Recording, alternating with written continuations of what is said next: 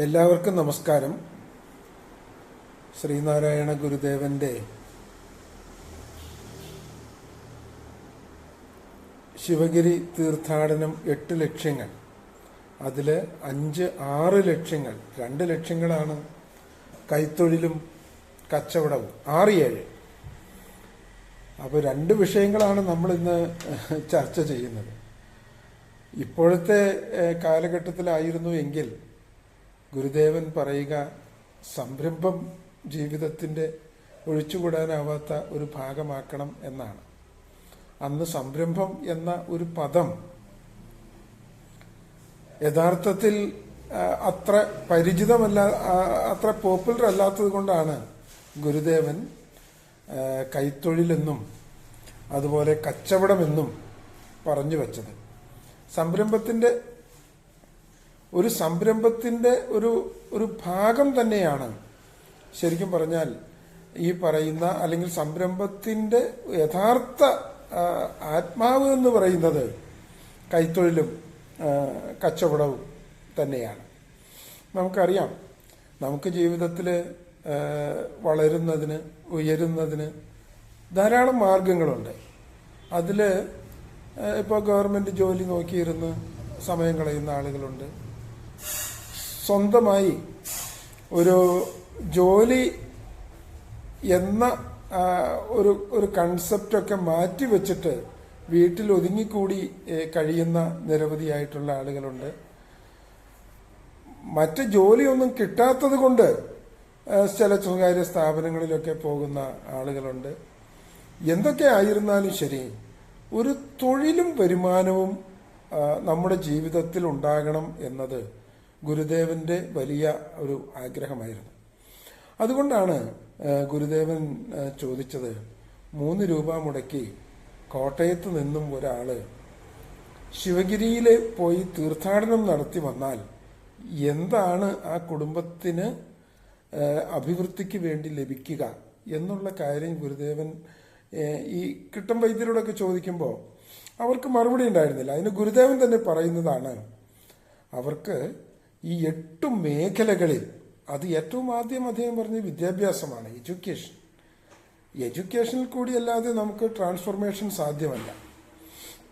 അപ്പോൾ തീർത്ഥാടനം എന്ന് പറയുമ്പോൾ കാവി പുതച്ച് തിരിച്ചു വരുന്നത് മാത്രമല്ല, അതിൽ പങ്കെടുക്കുന്ന കുടുംബങ്ങളുടെ സാമൂഹികവും സാമ്പത്തികവുമായ ഒരു ഉന്നമനമുണ്ടാകണം എന്ന് ഗുരുദേവൻ ആഗ്രഹിച്ചു. അതിന്റെ വെളിച്ചത്തിലാണ് അദ്ദേഹം സംഘടന, ഈശ്വരഭക്തി അതൊക്കെ പറയുന്നുണ്ട് എങ്കിലും വളരെ പ്രാധാന്യത്തോടു കൂടി പറയുന്ന 3 കാര്യങ്ങൾ, അത് 4 കാര്യങ്ങൾ. ഒന്ന് കൃഷി, മറ്റൊന്ന് കച്ചവടം, മറ്റൊന്ന് കൈത്തൊഴിൽ, മറ്റൊന്ന് സാങ്കേതിക പരിശീലനങ്ങളാണ്. സാങ്കേതിക പരിശീലനങ്ങൾ ഒന്ന് ആലോചിച്ച് നോക്കൂ.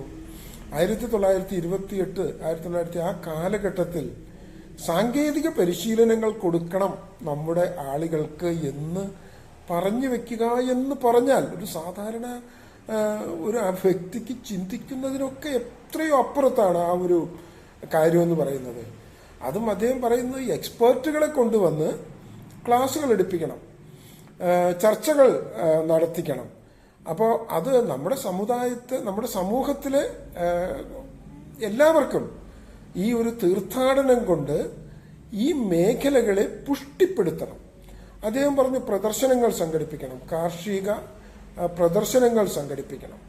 അപ്പൊ ഇങ്ങനെയൊക്കെ ചെയ്തുകൊണ്ട് നമ്മുടെ സാമ്പത്തിക രംഗം, നമ്മുടെ കുടുംബത്തിന്റെ സാമ്പത്തികമായ ഭദ്രത ഉറപ്പുവരുത്തുന്നതിന് വേണ്ട കാര്യങ്ങളെല്ലാം ചെയ്യണം എന്നാണ് ശ്രീനാരായണ ഗുരുദേവൻ പറഞ്ഞത്. ഈ കൈത്തൊഴിലുമായി ബന്ധപ്പെട്ടുകൊണ്ട് പറയുമ്പോൾ, ഞങ്ങൾ കഴിഞ്ഞ ദിവസം പാലക്കാട് ജില്ലയിലെ ഒറ്റപ്പാലത്ത് കുറച്ച് വ്യവസായ യൂണിറ്റുകൾ, ചെറിയ ചെറിയ യൂണിറ്റുകൾ സന്ദർശിക്കാനുള്ള ഒരു ഭാഗ്യമുണ്ടായി. കുറെ യൂണിറ്റുകളിൽ പോയി. ചില യൂണിറ്റുകളിലൊക്കെ നമ്മൾ ചെല്ലുമ്പോൾ അത് നമ്മുടെ മനസ്സിൽ ഇങ്ങനെ പിടിച്ചു കുലുക്കും. ഈ ഒറ്റപ്പാലത്ത് ശരിക്കും പറഞ്ഞാൽ മനോരമ പത്രത്തിന്റെ ഒരു ഏജന്റ് കൂടിയാണ്. പുള്ളി ചെയ്യുന്ന ചെറിയൊരു ബിസിനസ് കണ്ടപ്പോൾ എനിക്ക് വല്ലാണ്ട് അത്ഭുതം തോന്നി. അദ്ദേഹം ചെയ്യുന്നതെന്ന് പറഞ്ഞാൽ വലിയ മെഷീൻ. ഇപ്പോൾ നമ്മൾ സാധാരണ ഈ വ്യവസായം, സംരംഭം എന്നൊക്കെ പറയുമ്പോൾ നമ്മൾ സ്വാഭാവികമായും ചിന്തിക്കുന്ന ഒരു കാര്യം ഹ്യൂജ് ലെവലിലുള്ള നിക്ഷേപവും വലിയ തോതിലുള്ള ധനവിനിയോഗവും അല്ലെങ്കിൽ വലിയ തോതിലുള്ള റിസ്ക്കും ഒക്കെ ഏറ്റെടുത്തുകൊണ്ടുള്ള ഒരു വ്യവസായം, സംരംഭം എന്നാണ് സാമാന്യമായിട്ട് സാധാരണ ജനങ്ങൾ ചിന്തിക്കുന്നത്. എന്നാൽ അവിടെ പോയാൽ അതുപോലുള്ള ചില സംരംഭങ്ങൾ കാണുമ്പോൾ നമുക്ക് ബോധ്യമാകുന്ന ഒരു കാര്യം, ഇതിൽ ഇൻവെസ്റ്റ്മെന്റോ മറ്റു കാര്യങ്ങളോ ഒന്നും തന്നെ വലിയ തടസ്സമൊന്നുമല്ല. നമുക്കൊരു സംരംഭം ചെയ്യണം, നമുക്കൊരു ജീവിതമാർഗം ഉണ്ടാക്കണം എന്ന് ആരെങ്കിലും ആഗ്രഹിക്കുന്നുണ്ട് എങ്കിൽ അതിന് ഈ പറയുന്ന വായ്പയോ മറ്റു കാര്യങ്ങളോ ഒന്നും തന്നെ ഇല്ലെങ്കിലും നമുക്ക് ചെയ്യാൻ കഴിയും എന്നുള്ളതാണ് നടത്തുന്ന ഒരു വീട്ടില് ഞങ്ങൾ ചെന്ന ഒരു വീട്ടിലാണ് ആ സംരംഭം നടക്കുന്നത്. വലിയ ഫാക്ടറി ഒന്നുമില്ല.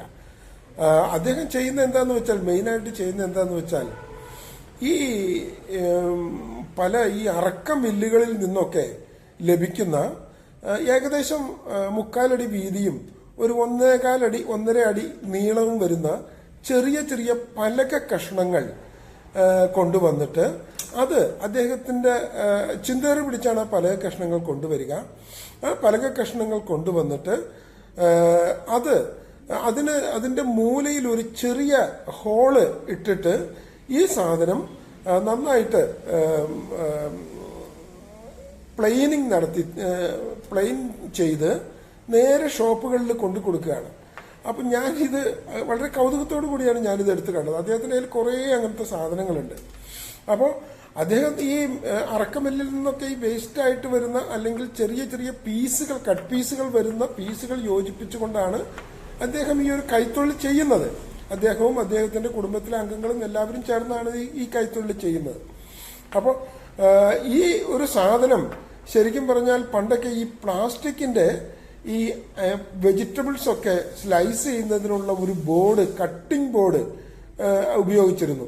ഇപ്പൊ പല ആളുകൾക്കും ഈ കട്ടിംഗ് ബോർഡ് അത്ര പ്ലാസ്റ്റിക്കിന്റെ അത്ര നല്ലതല്ല, അതിന്റെ ചില അംശമൊക്കെ ഭക്ഷണത്തിൽ കൂടി കലരും എന്നുള്ളതിനാൽ ഈ കട്ടിംഗ് ബോർഡ് ഒഴിവാക്കുന്നതിന്, പ്ലാസ്റ്റിക്കിന്റെ ഒഴിവാക്കുന്നതിന് ഈ മരത്തിന്റെ കട്ടിംഗ് ബോർഡ് മാത്രം ഇയാൾ ഉൽപ്പാദിപ്പിച്ച് വിൽക്കുകയാണ്. ഒന്ന് ആലോചിച്ച് നോക്കൂ, എത്രമാത്രം റിസ്ക് കുറഞ്ഞ അല്ലെങ്കിൽ വലിയ ഇൻവെസ്റ്റ്മെന്റ് ഇല്ലാതെ വീട്ടിലിരുന്നു കൊണ്ട് ചെയ്യുന്ന ഒരു ചെറിയ ബിസിനസ് ആണെന്ന് നിങ്ങളൊന്ന് ആലോചിച്ച് നോക്കൂ. അപ്പൊ അദ്ദേഹം പറയുന്നത് എന്താന്ന് വെച്ചാൽ, അദ്ദേഹത്തിന് ഒരു ദിവസം, ഒരു മാസത്തിൽ 25 ദിവസമുണ്ട് എങ്കിൽ ഒരു ദിവസം 10,000 രൂപയുടെ ഉൽപ്പന്നം കച്ചവടം ചെയ്യണം. 10,000 രൂപയുടെ കച്ചവടം ഉൽപ്പന്നം ചെയ്യണമെങ്കിൽ അതിന് വേണ്ട സൂപ്പർ മാർക്കറ്റുകളും മറ്റു കാര്യങ്ങളും ഒക്കെ അദ്ദേഹം കണ്ടുവച്ചിരിക്കുകയാണ്. അപ്പൊ അവർക്ക് കുറെ സ്ഥിരം കസ്റ്റമേഴ്സ് ഉണ്ട്. ഈ കസ്റ്റമേഴ്സിന് ഈ പ്രോഡക്റ്റ് കൃത്യമായി കൊടുത്തുകൊണ്ടിരുന്നാൽ വേറെ യാതൊരുവിധ പ്രശ്നങ്ങളും ഇല്ലാതെ ഇദ്ദേഹത്തിന് ഇത് വിറ്റഴിക്കാം. അത് വിറ്റഴിക്കാനുള്ള ഒരു മേഖലയുമുണ്ട്. അദ്ദേഹം പറയുന്നത് അദ്ദേഹത്തിന് അത് വിറ്റാൽ അതിൽ നിന്നൊരു 50% നെറ്റ് പ്രോഫിറ്റ് കിട്ടും എന്നാണ്. ഒന്ന് ആലോചിച്ച് നോക്കൂ. അറക്കമില്ലിൽ നിന്നും അതുപോലെയുള്ള സ്ഥലങ്ങളിൽ നിന്നും ലഭിക്കുന്ന ചെറിയ മരത്തിന്റെ പലകകൾ എടുത്തുകൊണ്ടുവന്ന് ആ പലകകൾ ഒന്ന് മിനുക്കി അതൊന്ന് പ്ലെയിനിങ് നടത്തി അത് ഇതിനൊരു ചെറിയ തുള ഫിറ്റ് ചെയ്ത് നമ്മൾ കടകളിൽ, ഷോപ്പുകളിൽ കൊണ്ടുപോയി കൊടുക്കുന്നു. അതിൽ നിന്നും ഒരു ദിവസം 5,000 രൂപയോളം ലാഭം ഉണ്ടാക്കാവുന്ന ഒരു ചെറിയ ബിസിനസ്സായി അദ്ദേഹം അതിന് നടത്തുന്നു. ഞാൻ പറയാൻ ഉദ്ദേശിച്ചത് എന്താന്ന് വെച്ചാൽ, ചെറുകിട വ്യവസായ സംരംഭ മേഖലയിലേക്ക് കടന്നു വരണം. ഇപ്പൊ കൈത്തൊഴിലായാലും ശരി, കച്ചവടമായാലും ശരി, ചെറിയ ചെറിയ സംരംഭങ്ങളിലൂടെ കടന്നു വരിക, വിജയിക്കുക എന്നുള്ളത് തന്നെയാണ് അതിന്റെ ഒരു മെസ്സേജ് എന്ന് പറയുന്നത്. നമുക്ക് ഇപ്പൊ ഇദ്ദേഹം ചെയ്യുന്ന ഒരു പ്രവൃത്തി എന്ന് പറഞ്ഞാൽ അതൊരു ചെറിയ കൈത്തൊഴിലാണ്. അദ്ദേഹമായി കൈത്തൊഴിലും കച്ചവടവും, അത് വിൽക്കുമ്പോൾ അതിനൊരു കച്ചവടവും ഒക്കെ അതിന്റെ ഭാഗമായിട്ട് വരുന്നു. GST വരെ എടുത്തിട്ടാണ് അദ്ദേഹം കച്ചവടം ചെയ്യുന്നതെന്ന് പറയുമ്പോൾ നിങ്ങളൊന്ന് ആലോചിച്ച് നോക്കുക, എത്രമാത്രം ഭംഗിയായിട്ടാണ് അദ്ദേഹം ഈ ഒരു കുഞ്ഞിക്ക ബിസിനസ് കൊണ്ടുപോകുന്നത് എന്ന്. അപ്പൊ അതുപോലെ നിരവധിയായിട്ടുള്ള ആളുകളുണ്ട് കേട്ടോ, ചെറിയ ചെറിയ സംരംഭങ്ങൾ നടത്തിക്കൊണ്ട് വലിയ തോതിലുള്ള ഇൻവെസ്റ്റ്മെന്റ് ഒന്നുമില്ലാതെ ചെറിയ സംരംഭങ്ങൾ നടത്തിക്കൊണ്ട് പോകുന്ന നിരവധിയായിട്ടുള്ള ആൾക്കാരുണ്ട്. അപ്പോ ഇത്തരത്തിൽ സംരംഭ മേഖലയിലേക്ക് അല്ലെങ്കിൽ തൊഴിൽ മേഖലയിലേക്ക് അല്ലെങ്കിൽ കൈത്തൊഴിൽ മേഖലയിലേക്ക് അല്ലെങ്കിൽ വ്യാപാര മേഖലയിലേക്ക് കടന്നു വരണം എന്ന് ആഗ്രഹിക്കുന്ന അത്തരം ആളുകൾക്ക് വേണ്ടുന്ന കുറച്ച് ടിപ്സാണ് ഞാൻ ഇന്ന് നിങ്ങളോട് പറയാൻ ഉദ്ദേശിക്കുന്നത്. ഒരു 10 പ്രധാനപ്പെട്ട പോയിന്റ്സ് ആണ് ഇന്ന് ഞാൻ നിങ്ങളുടെ മുമ്പിൽ അവതരിപ്പിക്കുന്നത്. ഞാൻ പറഞ്ഞു, സംരംഭ മേഖലയിലേക്ക് കടന്നു വരണമെന്ന് ആഗ്രഹിക്കുന്നുണ്ട് എങ്കിൽ അതിനൊരു നിശ്ചയദാർഢ്യമാണ് വേണ്ടത്. എനിക്കൊരു സംരംഭം ചെയ്യണമോ വേണ്ടയോ, വേറൊരു തൊഴിലിന് പകരമായിട്ട് സംരംഭം ചെയ്യണോ, അതോ ഈ സംരംഭ മേഖലയിലുള്ള അവസരങ്ങൾ എന്ന് പറയുന്നത് സാധാരണ ഒരു തൊഴിൽ മേഖലയിൽ കിട്ടുന്ന അവസരങ്ങളല്ല.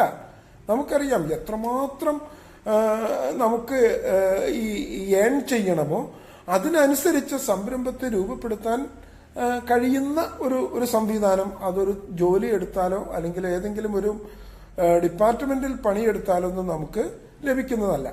അപ്പൊ ഇതുപോലുള്ള കാര്യങ്ങളിലേക്ക് കടന്നു വരണമെന്നുണ്ട് എങ്കിൽ ഒരു സംരംഭം തുടങ്ങാനും വിജയിപ്പിക്കാനുമായി സംരംഭകർ സ്വീകരിക്കേണ്ട 10 പ്രധാന നടപടിക്രമങ്ങളാണ് ഞാനിന്ന് നിങ്ങളോട് സംസാരിക്കുന്നത്. അത് ഞാൻ അധികം എക്സ്പ്ലനേഷൻ ഇല്ലാതെ തന്നെ പറഞ്ഞു പോകാം. തൊഴിലും സ്വയം തൊഴിൽ അല്ലെങ്കിൽ കൈത്തൊഴിൽ എന്ന് പറയുന്ന മേഖലയുമായി ബന്ധപ്പെട്ട് ഈ സംരംഭ മേഖലയിലേക്ക് കടന്നു വരുന്ന സംരംഭകർ സംരംഭങ്ങൾ വിജയിപ്പിക്കുന്നതിന് സ്വീകരിക്കേണ്ട 10 പ്രധാന നടപടികളാണ് ഞാനിവിടെ സൂചിപ്പിക്കാൻ ഉദ്ദേശിക്കുന്നത്. കൂടുതൽ ആലങ്കാരികതകളില്ലാതെ ഞാൻ ആ പോയിന്റിലേക്ക് പോവുകയാണ്. 10 പോയിന്റ്സ് ആണ് ഞാനിവിടെ നിങ്ങളോട് പറയുന്നത്. ഒന്നാമത്തെ കാര്യം എന്ന് പറയുന്നത് വിൽക്കാവുന്നവ മാത്രമേ തിരഞ്ഞെടുക്കാവൂ എന്നുള്ളതാണ്. ഒരു സംരംഭ മേഖലയെ സംബന്ധിച്ച് കടന്നു വരുമ്പോൾ നമുക്ക് പല രീതിയിലുള്ള എക്സ്പീരിയൻസും പല ഡയറക്ഷൻസും പല താല്പര്യങ്ങളും, ചില വൈകാരികമായിട്ട് നമുക്ക് ചില മേഖലകളോടുള്ള താല്പര്യങ്ങളും ഒക്കെ ഉണ്ടാവും.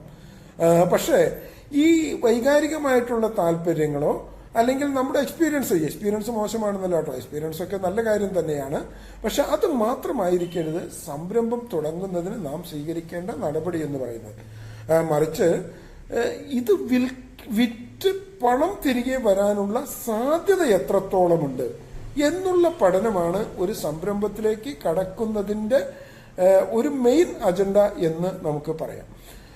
ഇപ്പൊ നമ്മൾ ഉദ്ദേശിക്കുന്ന സംരംഭം എത്ര മഹത്തരമായിരുന്നാലും ശരി, ഈ ഉൽപ്പന്നങ്ങൾ വിറ്റ് പോകുന്നില്ല, പണം തിരികെ വരുന്നില്ല എങ്കിൽ അത്തരത്തിലൊരു ബിസിനസ്സിലേക്ക് ഇറങ്ങിയിട്ട് എന്തെങ്കിലും പ്രയോജനമുണ്ടോ എന്നുള്ളതാണ് ഞാൻ ചോദിക്കാൻ ഉദ്ദേശിക്കുന്ന കാര്യം. ഇതിന്റെ വിപണി ഉറപ്പാക്കുക എന്ന് പറഞ്ഞാൽ കുറച്ച് റിസ്ക് ഉള്ള കാര്യമാണ്. ഞാൻ ഏറ്റവും വലിയ ഇത് നിങ്ങളുടെ മീറ്റിംഗിൽ തന്നെ പറഞ്ഞിട്ടുണ്ടോ എന്ന് എനിക്കറിയില്ല. നമ്മുടെ മുംബൈയിലുള്ള ഒരു മലയാളി സംരംഭകനെ ഇന്റർവ്യൂ ചെയ്യാൻ പോയപ്പോൾ അദ്ദേഹത്തോട് പുതിയ സംരംഭകരോട് നൽകാനുള്ള ഉപദേശം എന്തെന്നുള്ള ചോദ്യത്തിന് 3 ചെറിയ ടിപ്സ് അദ്ദേഹം പറഞ്ഞു. ഞാൻ പല മീറ്റിങ്ങുകളിലും ക്ലാസ്സുകളിലും അത് പറയാറുണ്ട്. അദ്ദേഹം പറഞ്ഞ കാര്യം എന്ന് പറയുന്നത്, ഒന്നാമത് അദ്ദേഹം പറഞ്ഞു, ask them to identify to observe the society. സൊസൈറ്റിയെ നിങ്ങൾ ഒബ്സർവ് ചെയ്യാൻ ആവശ്യപ്പെടൂ. അതാണ് നിങ്ങൾ ഒന്നാമത് ചെയ്യേണ്ടത് എന്ന് ഞങ്ങളോട് പറയുകയാണ്. അതായത് സംരംഭകരാകാൻ വരുന്ന ആളുകൾ ആദ്യം ചെയ്യേണ്ടത് സമൂഹത്തെ ഒബ്സർവ് ചെയ്യുക.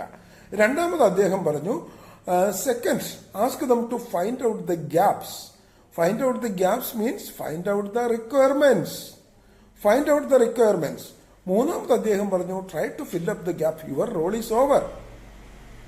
അപ്പോൾ ഒരു സൊസൈറ്റിയെ നന്നായി നിരീക്ഷിക്കുകയും ആ സൊസൈറ്റിക്ക് എന്താണ് ആവശ്യമുള്ളത് എന്ന് കണ്ടെത്തുകയും ആവശ്യമുള്ളവ കൊടുക്കാൻ, ഉണ്ടാക്കാൻ, ട്രേഡ് ചെയ്യാൻ, ബിസിനസ് ചെയ്യാൻ, ഇൻഡസ്ട്രിയിൽ കൊണ്ടുവരാൻ ശ്രമിക്കുകയും ചെയ്താൽ ആ സംരംഭം ഒരിക്കലും പരാജയപ്പെടുകയില്ല എന്ന് അദ്ദേഹം അസന്നിഗ്ധമായിട്ട് പറയേണ്ടായി. എനിക്ക് തോന്നുന്നു അത് തന്നെയാണ് പുതുതായി സംരംഭ മേഖലയിലേക്ക് കടന്നു വരണം എന്ന് ആഗ്രഹിക്കുന്ന സുഹൃത്തുക്കളോട് പറയാനുള്ള ഒന്നാമത്തെ കാര്യം. വിൽക്കാവുന്നവ മാത്രമേ തിരഞ്ഞെടുക്കാവൂ. അപ്പൊ പലപ്പോഴും പല ആളുകൾക്കും സംശയം തോന്നുന്നു, ഇതെങ്ങനെ നമുക്ക് കണ്ടെത്താൻ പറ്റും? ഇത് കണ്ടെത്താൻ പറ്റും. കാരണം ഒരു സംരംഭം തുടങ്ങുമ്പോൾ ഉണ്ടാകുന്ന ഉൽപ്പന്നങ്ങളോ സേവനങ്ങളോ അത് വാങ്ങുന്നത് ആരാണെന്നും വിൽക്കുന്നത് ആരൊക്കെയാണെന്നും അവരുടെ ടാർഗറ്റ് എന്താണെന്നും അവർ പ്രത്യേകം പരിഗണിക്കുന്ന വസ്തുതകൾ എന്താണ് എന്നും ഈ പ്രൊഡക്ഷൻ തുടങ്ങുന്നതിന് മുൻപ് നമ്മൾ വിലയിരുത്താൻ കഴിഞ്ഞാൽ തീർച്ചയായിട്ടും നമുക്ക് ആ ലെവലിലേക്ക് എത്താൻ പറ്റും. അപ്പൊ ഈ ഘടകങ്ങളുമായിട്ട് 2 or 3 വട്ടം നല്ലൊരു ഡീപ്പായിട്ടുള്ള ഒരു ചർച്ചയും പഠനവും നടത്തി സംരംഭ മേഖലയിലേക്ക് കടന്നു വരണം. എന്തൊക്കെ ആരൊക്കെ പറഞ്ഞാലും ശരി, ഒരു സംരംഭം തിരഞ്ഞെടുക്കുന്നത് എപ്പോഴും അതുണ്ടാക്കുന്ന ഉൽപ്പന്നങ്ങളോ സേവനങ്ങളോ, അത് കച്ചവടമായിക്കോട്ടെ, ഫാം ആയിക്കോട്ടെ, അല്ലെങ്കിൽ ഏതെങ്കിലും രീതിയിലുള്ള ഇൻഡസ്ട്രി ആയിക്കോട്ടെ, എന്തുമായിക്കോട്ടെ, ഒരു ചായക്കട തുടങ്ങുകയാണെങ്കിൽ പോലും അത് വിറ്റഴിച്ച് പണം തിരികെ വരുന്നതിനുള്ള സാഹചര്യം ആ പർട്ടിക്കുലർ പ്രദേശത്തോ രൂപത്തോ എങ്ങനെയുണ്ട് എന്ന് മനസ്സിലാക്കിയിട്ട് വേണം സംരംഭ മേഖലയിലേക്ക് കടന്നു വരാൻ എന്നുള്ളതാണ് ഒന്നാമത്തെ പ്രധാനപ്പെട്ട പോയിന്റ് എന്ന് പറയുന്നത്. വിൽക്കാവുന്നവ മാത്രമേ തിരഞ്ഞെടുക്കാവൂ. ഇനി ഞാൻ ഒത്തിരി എലാബറേറ്റ് ആയിട്ട് പോകുന്നില്ല. ഇത് ഓൺലൈൻ മീറ്റിംഗ് ആണ്. ഇതിൽ പങ്കെടുക്കുന്ന സുഹൃത്തുക്കളുടെ മുഖമൊന്നും എനിക്ക് കാണാൻ കഴിയുന്നില്ല. അപ്പൊ അതുകൊണ്ട് തന്നെ അവരുടെ ഒരു അപ്രോച്ചും ആറ്റിറ്റ്യൂഡും എന്തായിരിക്കുമെന്ന് മനസ്സിലാക്കാൻ കഴിയാത്ത ഒരു സ്റ്റേജ് ആയതുകൊണ്ട് ഞാനിത് വല്ലാണ്ട് എലാബറേറ്റ് ചെയ്ത് പോകുന്നില്ല. ഞാൻ ഈ പോയിന്റ് വൈസിൽ മാത്രമേ പറയുന്നുള്ളൂ. രണ്ടാമത്തെ ഒരു കാര്യം എന്ന് പറയുന്നത് കുറഞ്ഞ നിക്ഷേപത്തിൽ തുടങ്ങുക എന്നുള്ളതാണ്. ഇപ്പോൾ നമ്മൾ ഒരു സംരംഭത്തെക്കുറിച്ച് ഉദ്ദേശിക്കുന്നു എങ്കിൽ അത് ഏറ്റവും കുറഞ്ഞ ഇൻവെസ്റ്റ്മെന്റിൽ എന്ന് പറഞ്ഞാൽ ഏറ്റവും കുറഞ്ഞ ബാധ്യതയിൽ നമുക്ക് എങ്ങനെ തുടങ്ങാം എന്നാണ് ആലോചിക്കേണ്ടത്. ഞാൻ പുതു സംരംഭകരെ കുറിച്ചാണ് പറയുന്നത്. എന്തുകൊണ്ടാണ് അങ്ങനെ പറയുന്നത്? ഞങ്ങൾ തിരുവനന്തപുരത്ത് ഇന്ദിര ഡയറി, ഒരു ഇന്ദിര ഇതിനകത്തുണ്ട്, ഞാൻ കണ്ടു. തിരുവനന്തപുരത്ത് ഒരു ഇന്ദിര ഡയറി എന്ന് പറയുന്ന ഒരു സ്ഥാപനത്തിന്റെ ഉടമയെ ഇന്റർവ്യൂ ചെയ്യാൻ പോയി. ഇന്ദിര ഡയറി ID എന്നാണ് ആ സ്ഥാപനത്തിന്റെ പേര്. ശരിക്കും പറഞ്ഞാൽ തിരുവനന്തപുരം ജില്ലയിലെ ആരെങ്കിലും ഈ മീറ്റിംഗിൽ അറ്റൻഡ് ചെയ്യുന്നുണ്ട് എങ്കിൽ അവർക്കറിയാം ഇന്ദിര ഡയറിയുടെ പ്രോഡക്റ്റ് അത്രമാത്രം പോപ്പുലറാണ്. എല്ലാ സൂപ്പർ മാർക്കറ്റുകളിലും അതുപോലുള്ള ഷോപ്പുകളിലും ID പ്രോഡക്റ്റുകൾ ലഭ്യമാണ്. 200-ലേറെ തൊഴിലാളികൾ ജോലി ചെയ്യുന്ന ഒരു വലിയ പ്രസ്ഥാനമാണ് ഇന്ദിര ഡയറി. അപ്പൊ അതിന്റെ തുടക്കം എങ്ങനെയായിരുന്നു? അവര് പാലുൽപ്പന്നങ്ങൾ ഉണ്ടാക്കുന്നുണ്ട്. പാലുൽപ്പന്നങ്ങൾ, ബേക്കറി ഉൽപ്പന്നങ്ങൾ, അതുപോലെ ഫുഡ് പ്രോഡക്ട്സ് ആണ് അവർ ചെയ്യുന്നത്. അപ്പോൾ അദ്ദേഹത്തോട് ഞങ്ങളിങ്ങനെ പല കാര്യങ്ങളും ചോദിച്ചു കഴിഞ്ഞപ്പോൾ അവരിത് എങ്ങനെയാണ് ഈ മേഖലയിലേക്ക് വന്നത് എന്നത് സംബന്ധിച്ചൊക്കെ ഇങ്ങനെ സംസാരിച്ചു കഴിഞ്ഞപ്പോൾ അദ്ദേഹം പറഞ്ഞത് അദ്ദേഹം എക്കണോമിക്സിൽ ബിരുദാനന്തര ബിരുദം നേടിയ ഒരു വ്യക്തിയാണ്. അപ്പൊ അദ്ദേഹത്തിന് യൂണിവേഴ്സിറ്റിയിൽ അസിസ്റ്റന്റ് ആയിട്ട് ജോലി കിട്ടി. പക്ഷെ അദ്ദേഹത്തിന്റെ ഉള്ളിൽ നിന്നുള്ളതായിരുന്നു. അപ്പൊ അങ്ങനെ അച്ഛനോട് ഈ കാര്യം സംസാരിക്കുകയും അങ്ങനെ അച്ഛൻ 2 പശുവിനെ ഇദ്ദേഹത്തിന് കൊടുക്കുകയും ചെയ്തു. 2 പശു. ഈ 2 പശുവിനെ കൊടുത്തിട്ട് ഇദ്ദേഹം എന്ത് ചെയ്തു എന്ന് വെച്ചാൽ ഈ 2 പശുവിനെ കറന്ന് പാല് വീടുകളിലും അതുപോലെ തന്നെ ഈ ഹോട്ടലുകളിലാണ് അദ്ദേഹം കൂടുതൽ കൊണ്ടു കൊടുത്തിരുന്നത്. കുറച്ച് 10-20 വർഷം മുമ്പുള്ള കഥയാണ്. ഈ 2 പശുവിൽ നിന്നുള്ള പാല് ഇങ്ങനെ അളന്ന് കൊടുത്തു. അതിനിടയ്ക്ക് പശു പ്രസവിച്ചു, വീണ്ടും കുട്ടിയായി, വേറെ പശുക്കളെ വാങ്ങി, കൂടുതൽ പാൽ ഉൽപ്പാദിപ്പിക്കാൻ കഴിയുന്ന സാഹചര്യത്തിലേക്ക് വന്നു. അങ്ങനെ ഓരോ ദിവസവും വളർന്ന് ഓരോ പ്രോഡക്റ്റും അധികമായിട്ട് കൊണ്ടുവന്ന് ഇപ്പോ തിരുവനന്തപുരം ജില്ലയിൽ ഏറ്റവും കൂടുതൽ ചിൽഡ് മിൽക്ക്, പാക്കറ്റിലാക്കിയ ചിൽഡ് മിൽക്ക് വിൽക്കുന്ന ഒരു സ്വകാര്യ കമ്പനി എന്ന് പറയുന്നത് ID ആണ്, ഇന്ദിര ഡയറി. അവർക്ക് പാൽ ഉൽപ്പന്നങ്ങളുണ്ട്, ബേക്കറി ഉൽപ്പന്നങ്ങളുണ്ട്, ചിപ്സ് ഉൽപ്പന്നങ്ങളുണ്ട്, അതുപോലെ ദോശ ഇഡ്ഡലി ബാറ്റർ എന്ന് പറയുന്ന ഉൽപ്പന്നങ്ങളുണ്ട്. ദോശ ഇഡ്ഡലി ബാറ്ററൊക്കെ വളരെ ചെറുതായിട്ട് ചെയ്യാവുന്ന നല്ലൊരു ബിസിനസ്സാണ്, വളരെ ചെറുതായിട്ട് ചെയ്യാവുന്ന ബിസിനസ്സാണ്.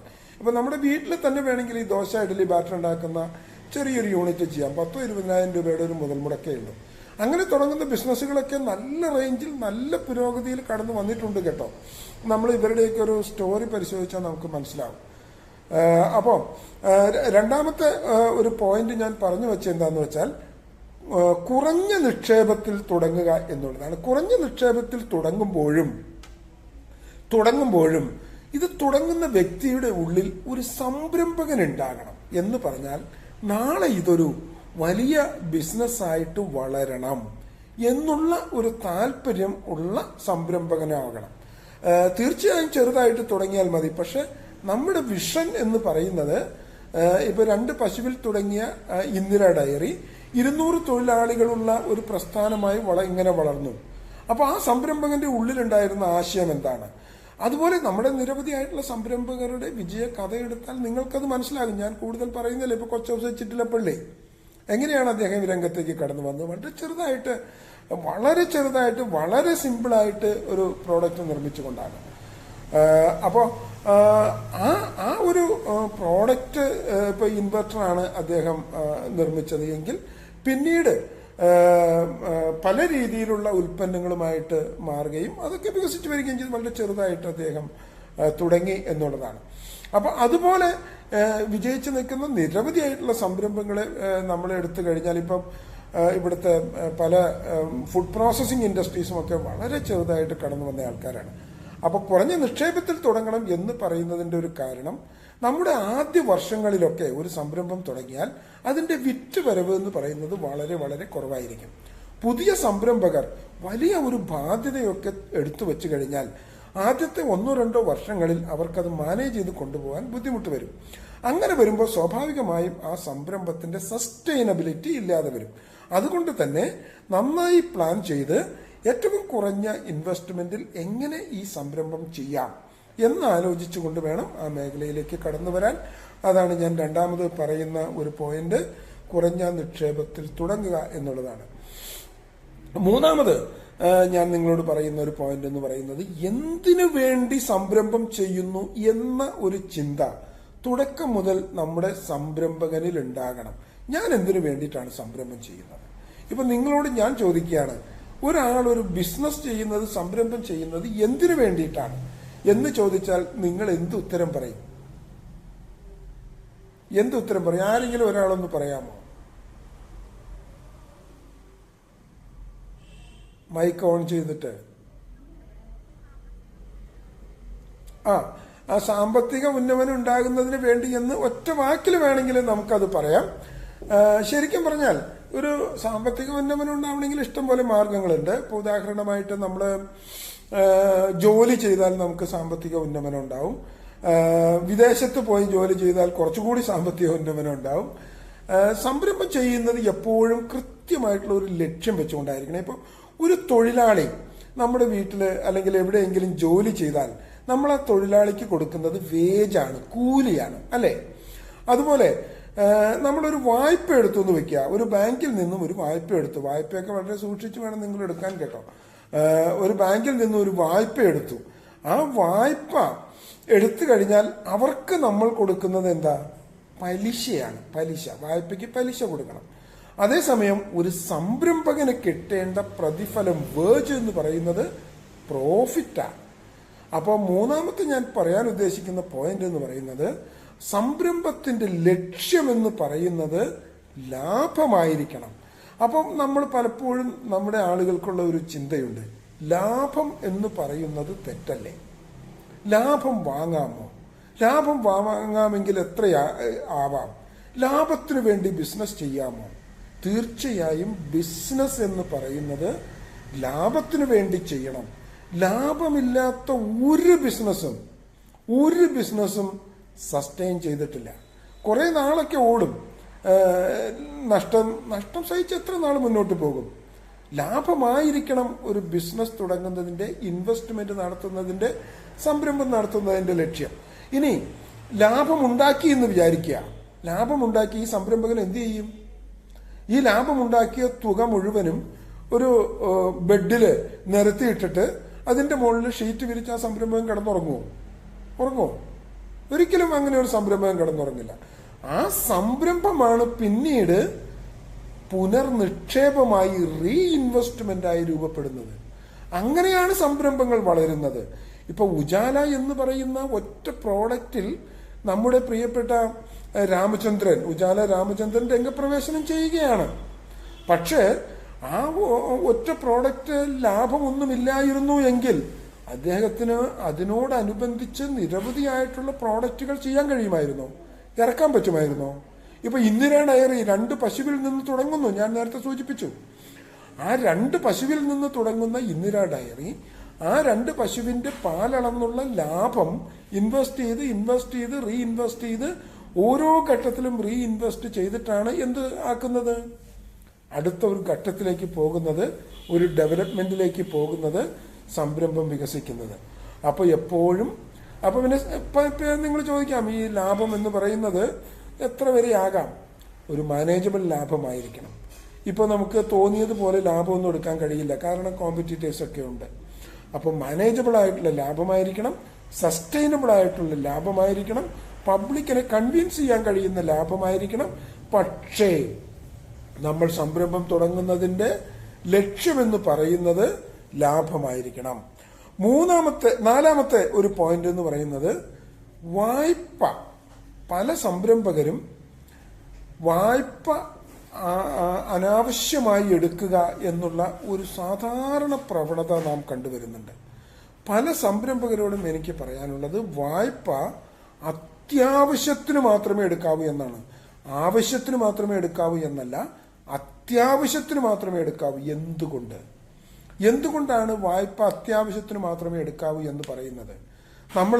ഞാൻ നേരത്തെ സൂചിപ്പിച്ചു, ഒരു വായ്പ എടുത്തൊരു സംരംഭം ചെയ്യുമ്പോൾ ആ വായ്പയുടെ റീപേയ്മെന്റ് എന്ന് പറയുന്നത് വളരെ വളരെ ഇമ്പോർട്ടന്റ് ആണ്. ഇപ്പൊ നമുക്കറിയാം, റീപേയ്മെന്റ് 3 മാസം വൈകിക്കഴിഞ്ഞാൽ ഇന്ന് ആ അക്കൗണ്ട് NPA ആവും.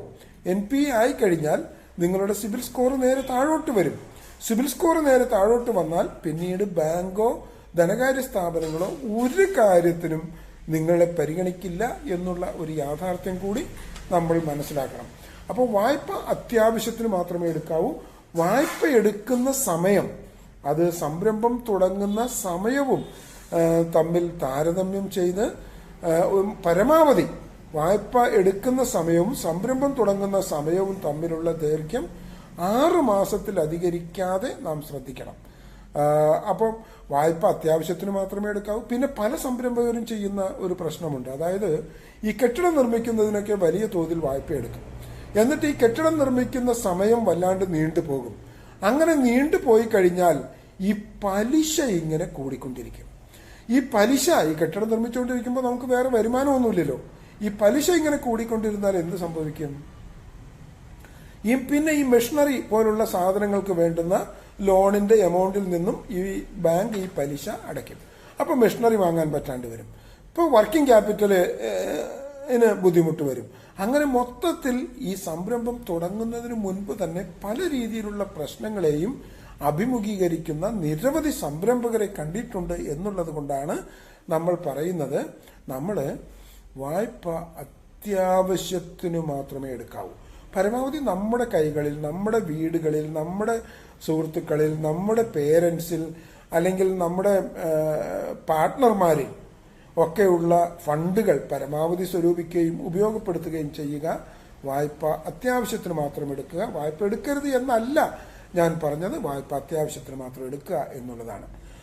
അതാണ് 4ാമത്തെ പറയുന്ന പോയിന്റ്. 5ാമത്, നിയമങ്ങൾ അറിഞ്ഞു വേണം നിക്ഷേപം നടത്താൻ എന്നുള്ളതാണ്.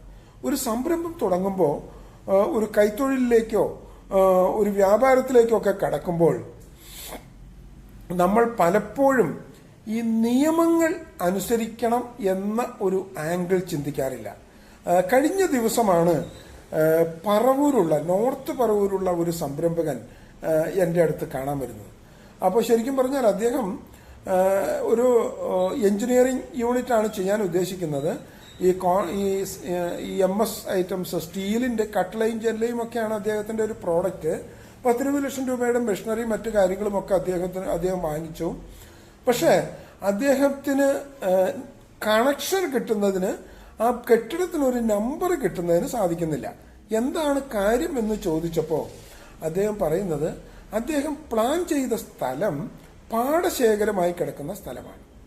ഒന്ന് ആലോചിച്ച് നോക്കൂ, 10-20 ലക്ഷം രൂപയുടെ മെഷീനറി ഓർഡർ ചെയ്ത് വരുത്തിയിരിക്കുന്നു, കെട്ടിടം ഉണ്ടാക്കിയിരിക്കുന്നു. അപ്പൊ അദ്ദേഹം എന്നോട് പറഞ്ഞത്, ഞാനിത് കൺവേർട്ട് ചെയ്യുന്നതിന് അപേക്ഷ കൊടുത്തിട്ടുണ്ട് എന്നാണ്. പക്ഷെ കൺവേർട്ട് ചെയ്യുന്നതിന് അപേക്ഷ കൊടുത്തു എന്നുള്ളത് കൊണ്ട് നമുക്കവിടെ തുടങ്ങാൻ പറ്റുമോ? അങ്ങനെ വേണമെങ്കിൽ കൺവേർട്ട് ചെയ്ത് അതിന്റെ ഫീസ് അടച്ച് നിലം എന്നത് മാറ്റി എന്തായിട്ട് വരണം? നിലം എന്നത് മാറ്റി ഭൂമി എന്നുള്ള ലെവലിൽ കരമടച്ചു വരുന്നൊരു ഭൂമിയാണ് എങ്കിൽ അവിടെ ആ ബിസിനസ് ചെയ്യുന്നതിന് ഒരു തടസ്സവും വരില്ല. ഇല്ലെങ്കിൽ അതുപോലുള്ള പ്രശ്നങ്ങൾ നമ്മുടെ സംരംഭത്തിൽ നേരിടും. അപ്പോൾ ഒന്ന്, ഇതുപോലുള്ള സ്ഥലങ്ങൾ നമ്മൾ തിരഞ്ഞെടുക്കരുത്. ഇപ്പൊ 2-3 മേഖലയിലുള്ള സ്ഥലങ്ങൾ സംരംഭം തുടങ്ങാൻ തിരഞ്ഞെടുക്കരുത്. അതിൽ പ്രധാനപ്പെട്ട ഒന്നാണ് നെൽവയൽ ആയിട്ടുള്ള സ്ഥലം തിരഞ്ഞെടുക്കരുത്. അതുപോലെ തന്നെ പരിസ്ഥിതി ലോല പ്രദേശങ്ങൾ ബാധകമായിട്ടുള്ള സ്ഥലങ്ങൾ, പുതിയ ഇൻഡസ്ട്രി കൺസ്ട്രക്ട് ചെയ്യാൻ തിരഞ്ഞെടുക്കരുത്. അതുപോലെ തന്നെ തീരദേശ പരിപാലന നിയമം ആപ്ലിക്കബിൾ ആയിട്ടുള്ള കുറെ സ്ഥലങ്ങളുണ്ട്. അതും സംരംഭകർ സെലക്ട് ചെയ്ത് അവിടെ ഒന്നും കൊണ്ടുപോയി പണം നിക്ഷേപിക്കരുത്. ഇപ്പൊ കൊല്ലത്തെ ഒരു ഭാസ്കരൻ ചേട്ടൻ ആത്മഹത്യ ചെയ്തതൊക്കെ നമ്മൾ കണ്ടതാണ്. വിദേശത്തു നിന്നും എത്തി അദ്ദേഹം ഒരു കാർ വർക്ക്ഷോപ്പൊക്കെ തുടങ്ങാൻ തീരുമാനിച്ചു. പക്ഷെ അദ്ദേഹത്തിന് ഷെഡൊക്കെ ഉണ്ടാക്കി പഞ്ചായത്തിന്റെ അന്നത്തെ സെക്രട്ടറി പറഞ്ഞ് നമ്പർ ഇട്ട് തന്നേക്കാം എന്ന് പറഞ്ഞു. പക്ഷെ പിന്നീട് വന്ന സെക്രട്ടറി അതിന് സമ്മതിച്ചില്ല. അതുകൊണ്ട് തന്നെ അദ്ദേഹത്തിന് വലിയ പ്രശ്നങ്ങളുണ്ടായി. അപ്പൊ ഞാൻ പറഞ്ഞു വന്നത് എന്താന്ന് വെച്ചാൽ, ഇത്തരത്തിലുള്ള റെസ്ട്രിക്ഷൻസും നമ്മൾ മനസ്സിലാക്കണം. നിയമങ്ങൾ അറിഞ്ഞു മാത്രമേ സംരംഭ മേഖലയിലേക്ക് കടന്നു വരാവൂ. ഇനി ഞാനിപ്പോൾ പറഞ്ഞത് കുറച്ച് സംരംഭകർ പാലിക്കേണ്ട നിയമങ്ങളാണ്. എന്നാൽ സംരംഭകർക്ക് ഗുണകരമായിട്ട് കുറേയേറെ നിയമനിർമ്മാണങ്ങളും മാറ്റങ്ങളും ഈ കഴിഞ്ഞ കുറെ വർഷങ്ങൾക്കിടയിൽ കേരളത്തില് നമ്മുടെ സംസ്ഥാനത്തുണ്ടായിട്ടുണ്ട്.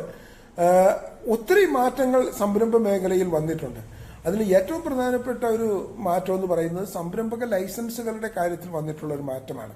ഇന്നിപ്പോ ഒരു സംരംഭകന് ഒരു പഞ്ചായത്തിൽ പോയി ഒരു ലൈസൻസ് എടുക്കണമെങ്കിൽ ആ പഞ്ചായത്തിൽ പോകേണ്ട ഒരു കാര്യവുമില്ല.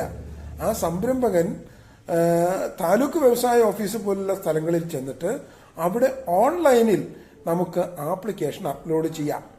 K-Sift എന്ന് പറയുന്ന ഒരു ഓൺലൈൻ പ്ലാറ്റ്ഫോം കഴിഞ്ഞ 3-4 വർഷമായി കേരളത്തിൽ വളരെ ഭംഗിയായിട്ട് പ്രവർത്തിച്ചു വരികയാണ്. ഇപ്പോഴും നമ്മുടെ പല കച്ചവടക്കാരും പല കൈത്തൊഴിലുകാരും ഈ ഒരു കാര്യം മനസ്സിലാക്കിയിട്ടില്ല.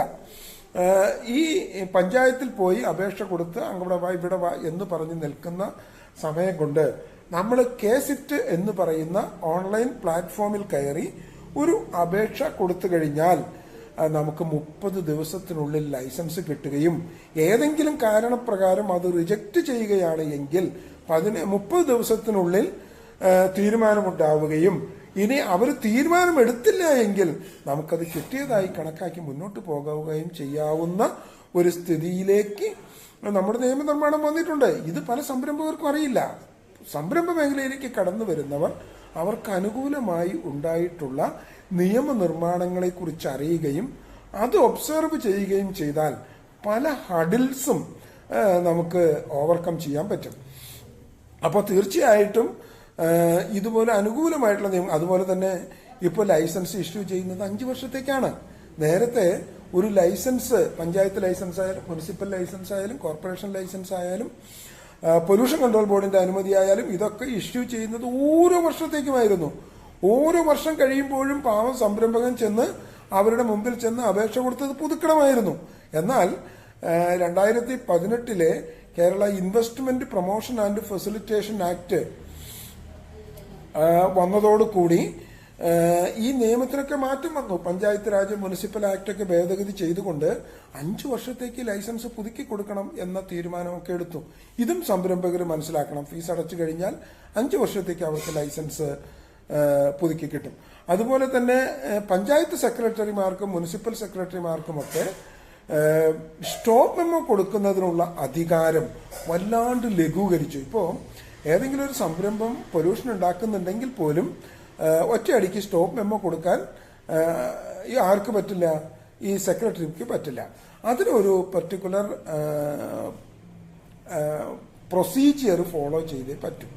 അപ്പൊ അത്തരത്തിലുള്ള കാര്യങ്ങളും സംരംഭകർക്ക് അനുകൂലമായി ഉണ്ടാക്കിയിട്ടുണ്ട്.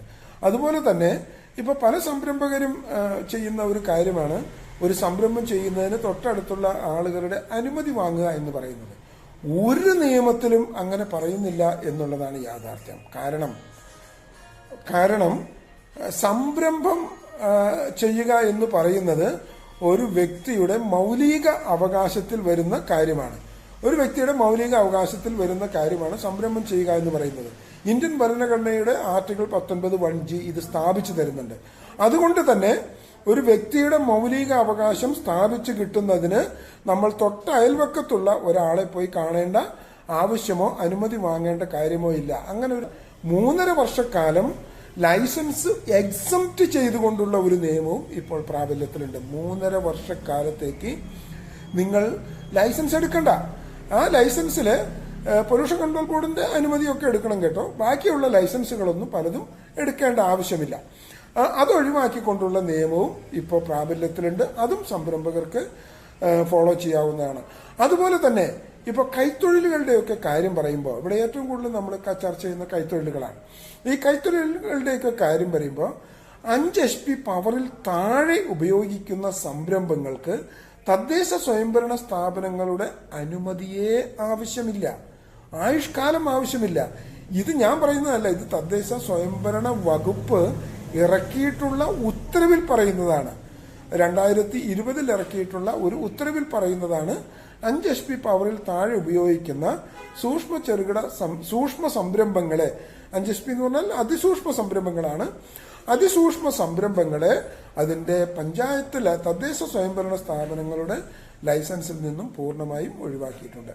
അപ്പോ 5ാമത് ഞാൻ പറയാൻ ഉദ്ദേശിച്ച കാര്യം എന്ന് പറയുന്നത്, നിയമങ്ങൾ അറിഞ്ഞ് നിങ്ങൾ ഇൻവെസ്റ്റ്മെന്റ് നടത്തണം. കൈത്തൊഴിലുകളിലേക്കും വ്യാപാരത്തിലേക്കും കച്ചവടത്തിലേക്കും കടന്നു വരുമ്പോൾ എന്താണ് രാജ്യത്തെ നിയമങ്ങൾ, നമുക്ക് അനുകൂലമായിട്ടും അതുപോലെ തന്നെ സംരംഭകർ പാലിക്കേണ്ട ചില ചട്ടങ്ങളും അതെന്തൊക്കെയാണ് എന്ന് മനസ്സിലാക്കിയിട്ട് ഇൻവെസ്റ്റ്മെന്റ് നടത്താവൂ. ഇല്ലെങ്കിൽ പറവൂരത്തെ സംരംഭകൻ അനുഭവിച്ചതുപോലുള്ള പ്രശ്നങ്ങളും പ്രയാസങ്ങളും നാം അനുഭവിക്കേണ്ടി വരും എന്നുള്ളതാണ്. അദ്ദേഹം കുറെ നാൾ ഗൾഫിലായിരുന്നു, വിദേശത്തായിരുന്നു. അവിടെ നിന്നുണ്ടാക്കിയ പണം കൊണ്ടുവന്നാണ് അദ്ദേഹം ഇവിടെ ചെയ്യാൻ തീരുമാനിച്ചത് എന്നുള്ളതാണ്. അപ്പോൾ അത്തരത്തിലുള്ള കാര്യങ്ങളൊക്കെ നമ്മൾ മനസ്സിലാക്കണം എന്നുള്ളതാണ് 5ാമത്തെ പോയിന്റ്. 6ാമത് പറയാനുള്ളത്, നമ്മൾ പലപ്പോഴും ഈ പാർട്ട്ണർഷിപ്പായിട്ടും ഗ്രൂപ്പായിട്ടുമൊക്കെ സംരംഭങ്ങൾ ചെയ്യും. അങ്ങനെ ചെയ്യുമ്പോൾ ഈ പങ്കാളികളെ തിരഞ്ഞെടുക്കുമ്പോൾ നമ്മൾ വളരെ വിജിലന്റ് ആയിരിക്കണം എന്നുള്ളതാണ്. ഇപ്പോൾ നമ്മൾ ഈ സംരംഭ മേഖലയിലേക്ക് നിൽക്കുമ്പോൾ എനിക്ക് നിശ്ചയമായും പറയാൻ കഴിയും, ധാരാളം സംരംഭങ്ങൾ പൂട്ടിപ്പോകുന്നതിന്റെ ഒരു കാര്യം അതിലെ മാനേജ്മെന്റ് തലത്തിൽ വരുന്ന പ്രശ്നങ്ങളാണ്. അപ്പോൾ ഇതിൽ പാർട്ട്ണർമാരെ ചേർക്കണമെങ്കിൽ ചേർക്കണം, ഗ്രൂപ്പായിട്ട് ചെയ്യണമെങ്കിൽ തീർച്ചയായിട്ടും ചെയ്യണം. പക്ഷേ അങ്ങനെ ചെയ്യുമ്പോൾ നമ്മൾ വിജിലന്റ് ആയിരിക്കണം. ഒരു രൂപ പോലും ചോർന്നു പോകാതെ, ഒരു തരത്തിലും നമ്മൾ പറ്റിക്കപ്പെടാതെ അല്ലെങ്കിൽ വഞ്ചിക്കപ്പെടാതെ അത്രമാത്രം മാനസിക ഐക്യമുള്ള ആളുകളെ മാത്രമേ പങ്കാളികളായി ചേർക്കാവൂ. എപ്പോഴും ഒരു സംരംഭം വിജയിക്കണമെങ്കിൽ ആ സംരംഭം നഷ്ടമുണ്ടാക്കിയാൽ എന്നെ ബാധിക്കുമെന്നും ലാഭമുണ്ടാക്കിയാൽ അത് എനിക്ക് കിട്ടുമെന്നുമുള്ള ഉത്തമ വിശ്വാസം ഉണ്ടായിരിക്കണം. ആ വിശ്വാസമില്ല എങ്കിൽ ആ സംരംഭം വിജയിക്കില്ല എന്നുള്ളതാണ് ഇതിന്റെ അടിസ്ഥാനം. അതുകൊണ്ട് 6ാമത് എനിക്ക് പറയാനുള്ളത്, പങ്കാളികളെ ഉൾപ്പെടുത്തുകയാണ് എങ്കിൽ വളരെ ശ്രദ്ധയോടെ വേണം എന്നുള്ളതാണ്. 7ാമത് പറയാനുള്ളത്, നിരന്തരമായ പുതുമ കൊണ്ടുവരണം. ഇപ്പൊ നമ്മള് മാർക്കറ്റിലുള്ള ഒരു ഉൽപ്പന്നമായിരിക്കാം നമ്മൾ തിരഞ്ഞെടുക്കുന്നത്, മാർക്കറ്റിലുള്ള ഒരു സ്ഥാപനം, ഒരു രീതി തന്നെയായിരിക്കാം നമ്മൾ വ്യാപാരത്തിൽ കൊണ്ടുവരുന്നത്. പക്ഷെ അങ്ങനെ കൊണ്ടുവരുമ്പോഴും അതിലേതെങ്കിലും തരത്തിലുള്ള ഒരു ഇന്നവേഷൻ, ഒരു പുതുമ കൊണ്ടുവരാൻ കഴിയുമോ എന്ന് നാം ആലോചിക്കണം.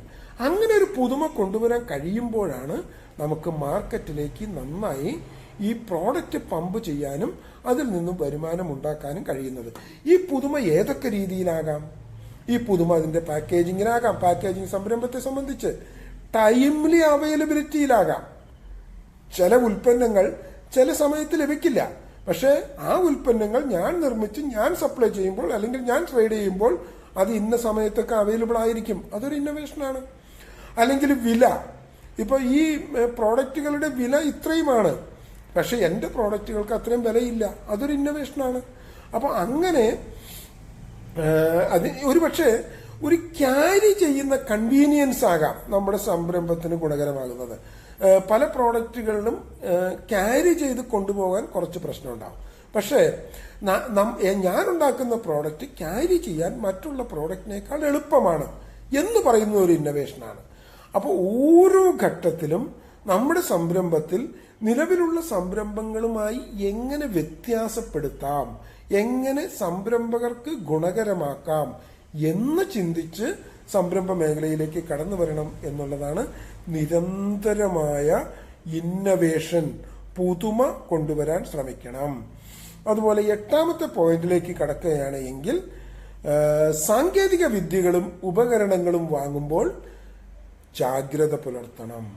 സാങ്കേതിക വിദ്യയും ഉപകരണങ്ങളും വാങ്ങേണ്ട ഒരു സാഹചര്യമുണ്ടായാൽ അത് നമ്മൾ തീർച്ചയായും ഏറ്റവും അഡ്വാൻസ്ഡ് ആയിട്ടുള്ള, ജാഗ്രത പുലർത്തണം എന്നുള്ളതാണ് പോയിന്റ്, ഏറ്റവും അഡ്വാൻസ്ഡ് ആയിട്ടുള്ള ടെക്നോളജി ഉപയോഗിക്കാൻ ശ്രമിക്കണം. അപ്പൊ ഞാൻ നേരത്തെ സൂചിപ്പിച്ചു കുറഞ്ഞ നിക്ഷേപത്തിൽ തുടങ്ങണം എന്ന്. കുറഞ്ഞ നിക്ഷേപത്തിൽ തുടങ്ങണം എന്ന് പറഞ്ഞത് സാങ്കേതിക വിദ്യയുടെ മികവിനെ ഇല്ലാതാക്കിക്കൊണ്ട് പണം കുറയ്ക്കണം എന്നുള്ള അർത്ഥത്തിലല്ല. സാങ്കേതികമായിട്ടുള്ള ടെക്നോളജിക്കലായിട്ടുള്ള അപ്ഡേഷൻ ഓരോ സംരംഭത്തിലും വേണം. കാലഘട്ടത്തെ അതിജീവിക്കണമെങ്കിൽ എപ്പോഴും ടെക്നോളജി അപ്ഡേറ്റഡ് ആയിരിക്കണം, ടെക്നോളജി പുതുമയുള്ളതായിരിക്കണം. നമ്മൾ മെഷീനറിയോ മറ്റു കാര്യങ്ങളൊക്കെ വാങ്ങുകയാണ് എങ്കിൽ അത് നമ്മളെ പല രീതിയിലും ഹെൽപ്പ് ചെയ്യണം. ഇപ്പം നമ്മൾ പല ആളുകളും കണ്ടുവരുന്ന ഒരു പ്രവണത എന്താണെന്ന് വിചാരിച്ചാൽ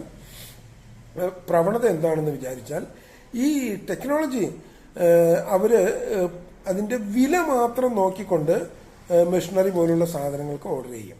വില മാത്രം നോക്കിയാൽ പോരാ, അതിന്റെ അപ്ഡേഷൻ, അത് ലേബർ ഇന്റൻസിറ്റിയെ കുറയ്ക്കുന്നതാണോ, തൊഴിലാളികളെ കുറയ്ക്കുന്നതാണോ, പ്രൊഡക്ഷൻ കോസ്റ്റ് കുറയ്ക്കുന്നതാണോ, പവർ കുറയ്ക്കുന്നതാണോ, പ്രോഡക്റ്റിന്റെ ക്വാളിറ്റി യൂണിഫൈ ആക്കുന്നതാണോ, മെച്ചപ്പെടുത്തുന്നതാണോ, അതുപോലെ തന്നെ ആ ഒരു ടെക്നോളജി അല്ലെങ്കിൽ മെഷീനറി എങ്ങനെയാണ് ഉണ്ടാക്കിയിട്ടുള്ളത്, അത് SS മെറ്റീരിയൽ ഉപയോഗിച്ചാണോ അല്ലെങ്കിൽ അത് മറ്റേ വേറെ ഏതെങ്കിലും അയൺ മെറ്റീരിയൽ ഉപയോഗിച്ചാണോ, അലുമിനിയം മെറ്റീരിയൽ ഉപയോഗിച്ചാണോ.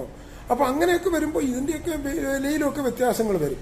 അപ്പൊ ഇങ്ങനെയൊക്കെ നോക്കിയിട്ട് വേണം നമ്മൾ ടെക്നോളജിയൊക്കെ സ്വീകരിക്കാനായിട്ട്. ഇപ്പം നിങ്ങൾ എന്ത് ചെയ്യണം, അത്തരം മെഷീനറികൾ, നിങ്ങൾ മെഷീനറി വാങ്ങിക്കാൻ ഉദ്ദേശിക്കുന്ന കമ്പനി അത്തരം മെഷീനറികൾ വേറെ എവിടെയെങ്കിലും വച്ചു കൊടുത്തിട്ടുണ്ട് എങ്കിൽ ആ സ്ഥാപനം ഒന്ന് പോയി കാണണം എന്ന് നിങ്ങൾക്ക് ആ മെഷീനറി സപ്ലയറോട് ഉറപ്പായിട്ടും ആവശ്യപ്പെടാം.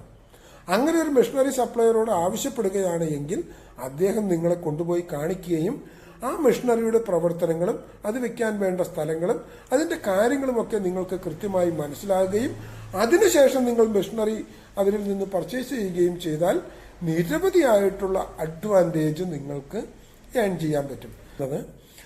9ാമത് എനിക്ക് പറയാനുള്ളത് വിപണിക്ക് അതിർ വരമ്പുകൾ ഉണ്ടാക്കരുത് എന്നുള്ളതാണ്. വിപണിക്ക് അതിർ വരമ്പുകൾ ഉണ്ടാക്കരുത്. 10 പോയിന്റ്സ് ആണ് ഞാൻ പറഞ്ഞത്.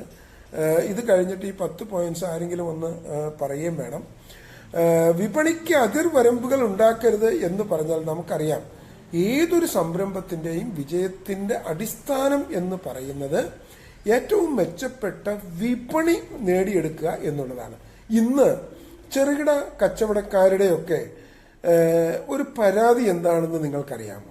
ഒരു ചെറുകിട ബിസിനസ്സുകാർ ഫേസ് ചെയ്യുന്ന ഒരു വലിയ പ്രശ്നം എന്താണെന്ന് അറിയോ? അവർ പറയുന്നത് ഇന്നത്തെ ചെറുകിട വ്യാപാര മേഖല നേരിടുന്ന ഏറ്റവും വലിയ വെല്ലുവിളി ഈ ഓൺലൈൻ ബിസിനസ്സാണ് എന്നുള്ളതാണ്. എന്നാൽ ഇനിയുള്ള കാലഘട്ടം ഓൺലൈൻ ബിസിനസ് പാടില്ല എന്നൊരു നിയമം ഈ ലോകത്ത് ആർക്കും കൊണ്ടുവരാൻ കഴിയില്ല. കാരണം നമ്മുടെ ടെക്നോളജിയും മറ്റു കാര്യങ്ങളുമൊക്കെ സാങ്കേതിക വിദ്യയുമൊക്കെ അതനുസരിച്ച് വളർന്നിരിക്കുന്നു. നമ്മൾ പുറകിലോട്ട് നടന്നിട്ട് കാര്യമില്ല, മുമ്പിലോട്ട് നടക്കണം. അപ്പോ വ്യവസായങ്ങൾ എപ്പോഴും വരണമെങ്കിൽ, വിജയിക്കണമെങ്കിൽ നമ്മൾ മാറി വരുന്ന കാലഘട്ടത്തിനനുസരിച്ച് എക്യൂപ്പ് ചെയ്യാൻ പഠിക്കണം. അതിന് നമ്മൾ തയ്യാറാകണം. അങ്ങനെ വരുമ്പോഴാണ് നമ്മൾ ഡിജിറ്റൽ മാർക്കറ്റിംഗ്, ഓൺലൈൻ മാർക്കറ്റിംഗ് അതുപോലുള്ള സംവിധാനങ്ങളെ പൂർണ്ണമായും നമ്മുടെ സംരംഭത്തിന് അനുകൂലമായി ഉപയോഗപ്പെടുത്തേണ്ടത്. 9ാമത് ഞാൻ പറഞ്ഞൊരു പോയിന്റ് എന്ന് പറയുന്നത് വിപണിക്ക് അതിർവരമ്പുകൾ നിശ്ചയിക്കരുത്, വിപണിക്ക് ബൗണ്ടറികൾ നിശ്ചയിക്കരുത്. വിപണിയിൽ വരുന്ന മാറ്റങ്ങൾക്കനുസരിച്ച് നമ്മൾ ആക്ട് ചെയ്യാനും അതനുസരിച്ച് നമ്മുടെ പ്രോഡക്റ്റുകൾ വിൽക്കാനും തയ്യാറാകണം എന്നുള്ളതാണ്. അപ്പൊ അതുപോലുള്ള മേഖലകളിലൊക്കെ തന്നെ നല്ല രീതിയിൽ പ്രവർത്തിച്ചാൽ നമ്മുടെ സംരംഭങ്ങൾ മികച്ച രീതിയിലേക്ക് നമുക്ക് മുന്നോട്ട് കൊണ്ടുപോകാൻ പറ്റും. നമ്മൾ ഈ വരുന്ന മാറ്റത്തെ ഇപ്പോൾ ഡിജിറ്റൽ മാർക്കറ്റിംഗ്, ഓൺലൈൻ മാർക്കറ്റിംഗ് കാരണം ഞങ്ങൾക്ക് കച്ചവടം ചെയ്യാൻ പറ്റുന്നില്ല എന്ന് പറഞ്ഞ് മാറി നിന്നിട്ട് കാര്യമൊന്നുമില്ല. കാരണം ഈ ഓൺലൈൻ മാർക്കറ്റിങ്ങിനെ ഒഴിവാക്കിക്കൊണ്ടുള്ള ഒരു നിയമനിർമ്മാണം ഇന്ന് ഈ ലോകത്ത് സാധ്യമല്ല. അപ്പൊ എന്ത് വേണം? നമ്മളും പടിപടിയായി ആ രീതിയിലേക്ക് വരണം. ഒറ്റയടിക്ക് ഒരു പക്ഷേ സാധാരണ സംരംഭകർക്ക് വരാൻ കഴിഞ്ഞു എന്ന് വരില്ല, പക്ഷേ കാലക്രമേണ വന്നേ പറ്റൂ. ഇപ്പൊ പണ്ടൊക്കെ നമ്മളൊരു ചായക്കടയിൽ പോയി കഴിഞ്ഞാൽ നമ്മളൊക്കെ ചോദിച്ചിരുന്നു, ഈ ഡിജിറ്റൽ മാർക്കറ്റിംഗ് വന്നു കഴിഞ്ഞാൽ ഈ പൈസ അല്ലാതെ ഗൂഗിൾ പേ, 10 രൂപയ്ക്ക് ചായ കുടിച്ചാൽ ഗൂഗിൾ പേ ചെയ്യാൻ പറ്റുമോ എന്നൊക്കെ ചോദിച്ചിരുന്നു. ഇപ്പോൾ എങ്ങനെയാ? 10 രൂപയ്ക്ക് ചായ കുടിച്ചാൽ ഇപ്പോൾ നമ്മൾ ഗൂഗിൾ പേ ചെയ്യുന്നു. അപ്പൊ അത് കാലം മാറുന്നതനുസരിച്ച് സംരംഭകർ മാറിയേ പറ്റൂ. അങ്ങനെ മാറിയില്ല എങ്കിൽ ആ സംരംഭം ഞാൻ നേരത്തെ സൂചിപ്പിച്ചതുപോലെ വലുതായില്ല, അത് താഴോട്ട് പോകും. അതാണ് എനിക്ക് 9ാമത് പറയാനുള്ളത്. 10ാമത്തെ വളരെ പ്രധാനപ്പെട്ട ഒരു പോയിന്റാണ്, ഏതൊരു സംരംഭമായാലും ശരി, സംരംഭം തുടങ്ങിക്കഴിഞ്ഞാൽ അത് അവിടെ തന്നെ നിൽക്കാൻ വേണ്ടിയിട്ടല്ല, മറിച്ച് സംരംഭത്തിൽ വൈവിധ്യവൽക്കരണം കൊണ്ടുവരണം. സംരംഭത്തിൽ വൈവിധ്യവൽക്കരണം, ഡൈവേഴ്സിഫിക്കേഷൻ കൊണ്ടുവരണം എന്നുള്ളതാണ് 10ാമത്തെ പോയിന്റ് എന്ന് പറയുന്നത്.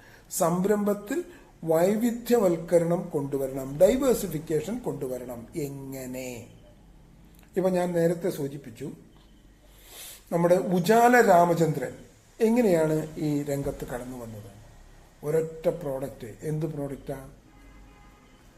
ഒറ്റ പ്രോഡക്റ്റ് എന്ന് പറഞ്ഞാൽ ആ ഒരു പർട്ടിക്കുലർലി ഒരൊറ്റ പ്രോഡക്റ്റ്, അതായത് ഉജാല എന്ന് പറയുന്ന ഒരു പ്രോഡക്റ്റ്. മറ്റേ വസ്ത്രങ്ങൾക്ക് നീലം, തുള്ളി നീലമൊക്കെ മുക്കുന്നതിന് ബദലായിട്ടുള്ള ഉജാല എന്ന് പറയുന്ന ഒറ്റ ലിക്വിഡ് ഉൽപ്പാദിപ്പിച്ചുകൊണ്ട് ഉജാല രാമചന്ദ്രൻ രംഗപ്രവേശനം ചെയ്തു. അങ്ങനെ ആ ഒറ്റ പ്രോഡക്റ്റിൽ അദ്ദേഹം നിന്നിരുന്നു എങ്കിൽ ഇന്ന് കാണുന്ന ഈ ജ്യോതി ലാബോറട്ടറീസ് എന്ന് പറയുന്ന ആ ഒരു വലിയ സംരംഭം ഉണ്ടാകുമായിരുന്നു. നിങ്ങളൊന്ന് ആലോചിച്ച് നോക്കിയേ. അദ്ദേഹം ആ ഒരു പ്രോഡക്റ്റിൽ വന്നു, പിന്നീട് എത്രയോ പ്രോഡക്റ്റുകളായി നമ്മൾ മാറി. അദ്ദേഹം കൊണ്ടുവന്നു സോപ്പ് ഓയിൽ കൊണ്ടുവന്നു, സോപ്പ് പൗഡർ കൊണ്ടുവന്നു, പിന്നെ മാക്സോ എന്ന് പറയുന്ന കൊതുക് തിരി കൊണ്ടുവന്നു, കൊതുക് ലിക്വിഡ് കൊണ്ടുവന്നു. അങ്ങനെ നിരവധിയായിട്ടുള്ള വ്യത്യസ്തങ്ങളായിട്ടുള്ള ഉൽപ്പന്നങ്ങൾ കൊണ്ടുവന്നാണ് ഈ സംരംഭത്തെ 1ൽ നിന്നും 2ലേക്കും 2ൽ നിന്നും 3ലേക്കും ഒക്കെ ഉയർത്തി കൊണ്ടുപോയത്. അപ്പൊ ഒരു സംരംഭം ചെയ്യുമ്പോൾ എപ്പോഴും നമ്മുടെ ചിന്തയും നമ്മുടെ കാര്യങ്ങളും ഉണ്ടാകേണ്ടത്, ഒരു സംരംഭം തുടങ്ങിക്കഴിഞ്ഞാൽ അത് വൈവിധ്യവൽക്കരണത്തിലേക്ക് കൊണ്ടുവരണം, വ്യത്യസ്തമായ തലങ്ങളിലേക്ക് കൊണ്ടുവരണം. നിങ്ങൾ ഏതൊരു സംരംഭകന്റെയും കഥ എടുത്തോളൂ. ഇപ്പൊ കൊച്ചൗസേ ചിത്രപ്പള്ളിയുടെ കഥ എടുത്തോളൂ, വി ഗാർഡിന്റെ കഥ എടുത്തോളൂ, അല്ലെങ്കിൽ നമ്മുടെ 2020 നേതാവിന്റെ കഥയെടുത്തോളൂ. അതൊക്കെ എത്രയോ ലളിതമായിട്ട് എത്രയോ ഒരു ആക്ടിവിറ്റിയിൽ തുടങ്ങിയതാണ്. ഇപ്പൊ 2020 ജേക്കബേട്ടനാണത് തുടങ്ങുന്നത്. അദ്ദേഹം തുടങ്ങിയത് ഏതാ? അദ്ദേഹം തുടങ്ങിയത് അന്ന അലുമിനിയം കമ്പനിയിലാണ്. അന്ന അലുമിനിയം കമ്പനി വരുന്നു, സാറാസ് കറി പൗഡർ തുടങ്ങുന്നു, പിന്നീട് ചാക്സൺ പ്രഷർ കുക്കർ വരുന്നു, പിന്നെ അന്ന അലുമിനിയം എന്നുള്ളതൊക്കെ മാറി കിറ്റെക്സ് ലുങ്കികൾ വരുന്നു, കിറ്റെക്സ് ക്ലോത്തുകൾ വരുന്നു, കിറ്റെക്സ്. അമേരിക്കയിൽ പിറന്നു വീഴുന്ന ഓരോ കുട്ടിയും ധരിക്കുന്ന ഉടുപ്പ് എന്ന് പറയുന്നത് കിറ്റെക്സ് കമ്പനിയിൽ ഉണ്ടാക്കുന്നതാണ് എന്ന് പറഞ്ഞാൽ ഒന്ന് ആലോചിച്ച് നോക്കൂ. ഈ അന്ന അലുമിനിയം എന്ന് പറയുന്ന ഒരു ചെറിയ കമ്പനിയിൽ നിന്നും അദ്ദേഹത്തിന്റെ പിതാവ് തുടങ്ങി വെച്ച സംരംഭമാണ്. പക്ഷെ ആ ഒരൊറ്റ പ്രോഡക്റ്റിൽ അവർ ഊന്നി നിന്നിരുന്നു എങ്കിൽ ഇന്ന് ഈ കാണുന്ന രീതിയിൽ വളരുമായിരുന്നില്ല. ഏതൊരു സംരംഭവും നിങ്ങൾ പഠിച്ചാൽ, നിങ്ങൾ വിലയിരുത്തിയാൽ നിങ്ങൾക്ക് മനസ്സിലാകും ആ സംരംഭം തുടങ്ങുന്നത് ഒരു പ്രോഡക്റ്റിലോ ഒരു സർവീസിലോ അല്ലെങ്കിൽ ഏതെങ്കിലും ഒരു ഇനത്തിലോ ആയിരിക്കും. കടന്നു വരുന്നത് എങ്ങനെയാണ്? നിങ്ങളൊന്ന് ആലോചിച്ച് നോക്കിയേ. മുളക് പൊടിയും മല്ലിപ്പൊടിയും മാത്രം ഉൽപ്പാദിപ്പിച്ചുകൊണ്ടാണ്, മുളക് പൊടിയും മല്ലിപ്പൊടിയും മഞ്ഞൾപ്പൊടിയും, ഈ 3 പൊടി കൊണ്ടാണ് ഈസ്റ്റേൺ എന്ന് പറയുന്ന ഒരു കമ്പനി കടന്നു വരുന്നത്. ഇന്ന് ഈസ്റ്റേണിന് എന്തോരം പ്രോഡക്റ്റ് ഉണ്ട്. ആ ഒരു 3 പ്രോഡക്റ്റിൽ മാത്രം ഈസ്റ്റേൺ തങ്ങി നിന്നിരുന്നുവെങ്കിൽ ഇന്ന് ഈസ്റ്റേൺ എവിടെയെങ്കിലും എത്തുമായിരുന്നു. അപ്പൊ ഏതൊരു സംരംഭം തുടങ്ങിക്കഴിഞ്ഞാൽ ചിന്തിക്കേണ്ട, സംരംഭം തുടങ്ങുന്നതിന് മുമ്പ് തന്നെ ചിന്തിക്കണം. സംരംഭം തുടങ്ങിക്കഴിഞ്ഞാൽ ഇംപ്ലിമെന്റ് ചെയ്യേണ്ട, നടപ്പിലാക്കേണ്ട ഒരു കൈത്തൊഴിലായാലും ശരി, തുടങ്ങിക്കഴിഞ്ഞാൽ നടപ്പിലാക്കേണ്ട വളരെ പ്രധാനപ്പെട്ട ഒരു കാര്യമാണ് ഡൈവേഴ്സിഫിക്കേഷൻ എന്ന് പറയുന്നത്. ഒരു സംരംഭം തുടങ്ങുന്നത്, അത് നിലനിർത്തുന്നത്, അത് വികസിക്കുന്നത്, അങ്ങനെ 3 ഘട്ടങ്ങളായി കണ്ടു കഴിഞ്ഞാൽ ആ സംരംഭം മോശമാകാതെ അല്ലെങ്കിൽ താഴോട്ട് പോകാതിരിക്കണമെങ്കിൽ എപ്പോഴും നമ്മൾ പുതിയ പ്രോഡക്റ്റുകളും പുതിയ സർവീസുകളും ഉണ്ടായിക്കൊണ്ടേയിരിക്കണം. അപ്പൊ ചെറുതായി തുടങ്ങിയാൽ മതി, വലുതാകണമെന്നുള്ള ഒരു ആഗ്രഹം ഉണ്ടാകണം, ചെറിയ ഇൻവെസ്റ്റ്മെന്റിൽ തുടങ്ങണം. അപ്പോൾ ഇത്രയും കാര്യങ്ങളൊക്കെയാണ് ഞാൻ ഈ ചെറുകിട കൈത്തൊഴിലുകൾ വികസിപ്പിക്കുന്നതിന്, നിങ്ങൾ വീട്ടിലിരുന്ന് തുടങ്ങുന്ന ചെറിയ ചെറിയ സംരംഭങ്ങൾ പോലും വലിയ തലത്തിലേക്ക് കടന്നു വരുന്നതിന്, വലിയ ഒരു ഓപ്പർച്യൂണിറ്റി ലഭിക്കുന്നതിന് ആവശ്യമായി സ്വീകരിക്കേണ്ട നടപടികൾ എന്ന് പറയുന്നത്, നിങ്ങളുടെ വീട്ടിൽ ലഭ്യമായിട്ടുള്ള ചെറിയ സൗകര്യങ്ങൾ ഉപയോഗപ്പെടുത്തിക്കൊണ്ട് മാത്രം തുടങ്ങിയാൽ മതി. ഞാനാണ് വളരെ ലളിതമായിട്ട് സംരംഭങ്ങൾ ചെയ്തുകൊണ്ട് മുന്നോട്ട് പോകുന്നത്. പച്ചക്കറി അരിഞ്ഞു പൊതിഞ്ഞ് മാർക്കറ്റിൽ കൊടുത്ത് ജീവിക്കുന്ന ആൾക്കാരുണ്ട്. തേങ്ങ ചുരണ്ടി വെറുതെ പോളിത്തീൻ കവറിൽ പാക്ക് ചെയ്ത് സൂപ്പർ മാർക്കറ്റിൽ കൊണ്ടുപോയി വിൽക്കുന്ന സംരംഭങ്ങളുണ്ട്. തേങ്ങ ചുരണ്ടി 200 ഗ്രാമിന്റെയും 100 ഗ്രാമിന്റെയും ഒക്കെ 500 ഗ്രാമിന്റെയും ഒക്കെ പാക്കറ്റുകളിലാക്കി സൂപ്പർ മാർക്കറ്റുകളിൽ കൊണ്ടുപോയി സപ്ലൈ, അതത് ദിവസം സപ്ലൈ ചെയ്യുന്ന സംരംഭകരുണ്ട്. പയറ്, മുതിര, കടല, ചെറുപയർ, ഇതുപോലുള്ള സാധനങ്ങളൊക്കെ മുളപ്പിച്ച് അത് മുള പൊട്ടിയ ശേഷം അതുപോലെ തന്നെ പാക്കറ്റിലാക്കി സൂപ്പർ മാർക്കറ്റിൽ കൊണ്ടുപോയി വിൽക്കുന്ന സംരംഭങ്ങളുണ്ട്. വെളുത്തുള്ളി വീട്ടിലിരുന്ന് അതിന്റെ തൊലി കളഞ്ഞ് അതുപോലെ തന്നെ പോളിത്തീൻ കവറിലാക്കി സൂപ്പർ മാർക്കറ്റിൽ കൊണ്ടുപോയി വിൽക്കുന്ന സംരംഭങ്ങളുണ്ട്. അപ്പൊ ഇതുപോലുള്ള ചെറിയ ചെറിയ സംരംഭങ്ങൾ, ചെറിയ ചെറിയ കൈത്തൊഴിലുകൾ സ്വീകരിച്ചുകൊണ്ട് നാം കടന്നു വന്നാൽ മതി. നമുക്ക് ഇഷ്ടം പോലെ അവസരങ്ങളുണ്ട്. അത്തരം അവസരങ്ങളൊക്കെ ഉപയോഗപ്പെടുത്തണം. ഞാൻ കൂടുതൽ ദീർഘിപ്പിച്ച് കൊണ്ടുപോകുന്നില്ല. ആൾക്കാരൊക്കെ വല്ലാണ്ട് ഇറങ്ങി തുടങ്ങിയിട്ടുണ്ട്. മാത്രമല്ല, നിങ്ങളുടെ ക്ഷമയെ പരീക്ഷിക്കുന്നതും ശരിയല്ല. ഈ ഒരു സാഹചര്യത്തിൽ എനിക്ക് പറയാനുള്ളത്, ഞാൻ ഈ 10 പോയിന്റ്സ് ആണ് പറഞ്ഞത്. വിൽക്കാവുന്നവ മാത്രം തിരഞ്ഞെടുക്കുക, കുറഞ്ഞ നിക്ഷേപത്തിൽ തുടങ്ങുക, ലാഭമാകണം ലക്ഷ്യം, വായ്പ അത്യാവശ്യത്തിന് മാത്രം, നിയമങ്ങൾ അറിഞ്ഞ് നിക്ഷേപം നടത്തണം, പങ്കാളികളെ തിരഞ്ഞെടുക്കുമ്പോൾ ശ്രദ്ധ വേണം, നിരന്തരമായ പുതുമ കൊണ്ടുവരണം, മെഷീനറികളും ടെക്നോളജിയും വാങ്ങുമ്പോൾ ജാഗ്രത പുലർത്തണം, വിപണിക്ക് ബൗണ്ടറികൾ, അതിർവരമ്പുകൾ നിശ്ചയിക്കരുത്, വൈവിധ്യവൽക്കരണം ലക്ഷ്യം വെക്കണം. ഈ 10 പോയിന്റാണ് ഞാൻ പറഞ്ഞത്.